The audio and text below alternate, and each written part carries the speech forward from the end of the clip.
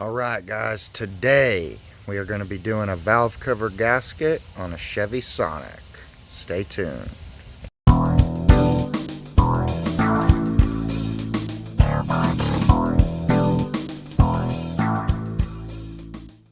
Alright, so the first thing you're going to want to do, this cover is going to be sitting on there kind of like that. You're going to want to put a little screwdriver or something in here and push it that way, and it will slide out.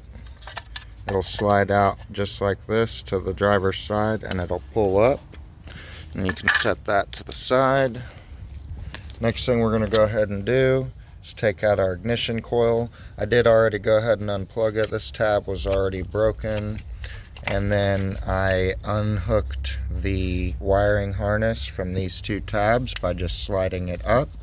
Same with this one on the back, you just slide it up. And then I did unplug this VVT solenoid here for the exhaust side. The connector is right here, and then I just kind of pushed the wiring over to the left.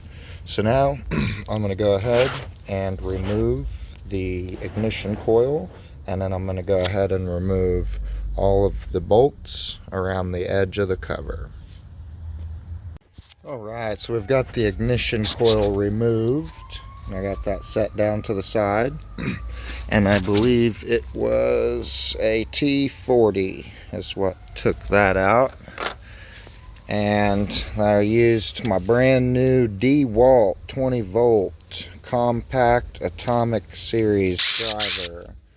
My orange rigid one, I got some transmission fluid down inside of there, and I cleaned it up the best that I could, but it worked for a few more weeks, and then it started smoking on me a couple days ago real bad and pretty much caught on fire.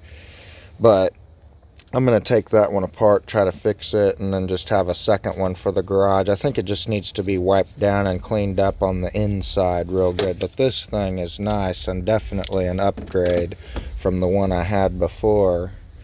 So anyway, I used it to remove all of the bolts here for the valve cover. So we should be able to just lift it up, unless I'm getting stuck on something over here. Something stuck.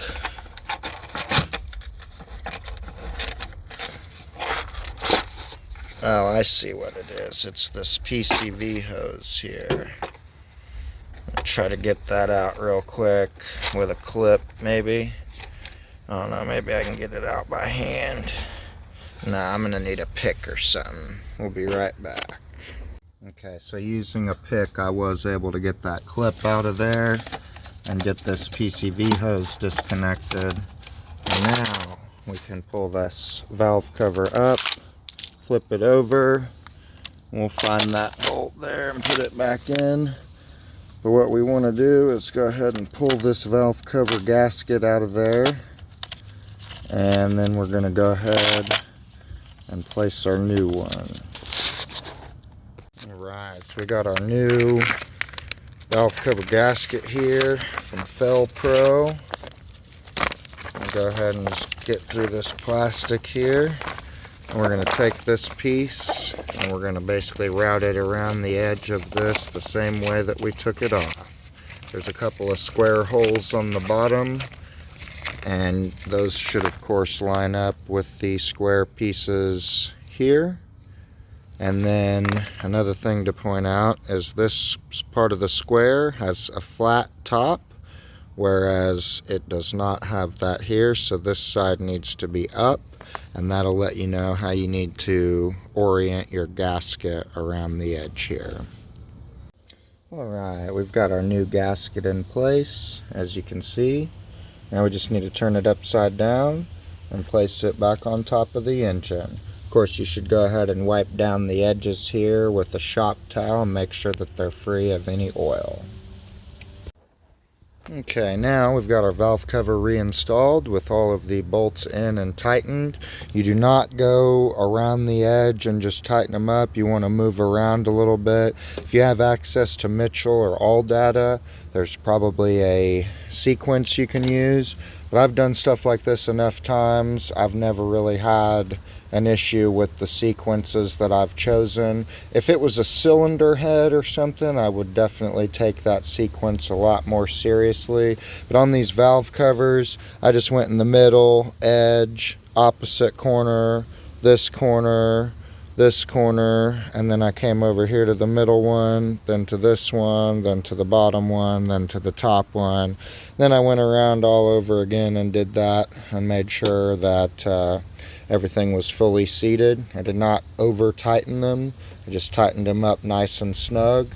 One thing I definitely didn't do is tighten them with this. This thing has way too much power. You can remove them carefully with this, but I did tighten them up with a regular ratchet. And I went ahead and wiped everything down so the valve cover looks nice and clean for the customer. It doesn't seem like it's still leaking.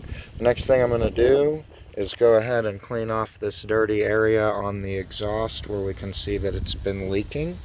I'm also going to reattach my wires, or the harnesses rather, to the back, and then install our ignition coil.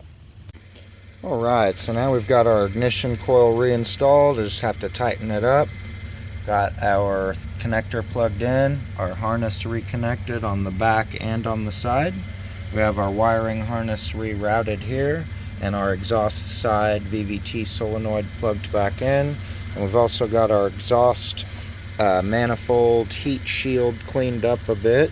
So I'm going to go ahead and tighten those two bolts for the ignition coil, and then we're going to slide that cover back in. We'll be all finished up. Alright, and then once you get all finished up, you want to probably go ahead and start up the engine, make sure everything's good to go. Make sure nothing's different from how it was before. This customer did actually have a check engine light on before, so that's not going to be a related issue most likely.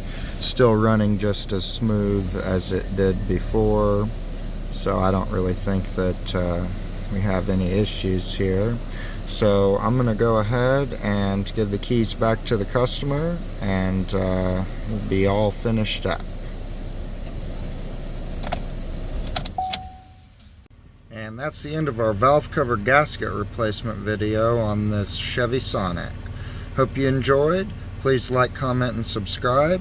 Also, if I would to give this a rating here, I would give it an extremely easy. If you've never done a valve cover gasket before and you happen to come across one of these, this is an excellent vehicle to learn how to do it on. It does require a couple of special tools such as Torx and e-Torx sockets. However, if you have those at your disposal, even a beginner mechanic should definitely be able to tackle this job. Otherwise, hope y'all are having a great day, and I'll see you next time.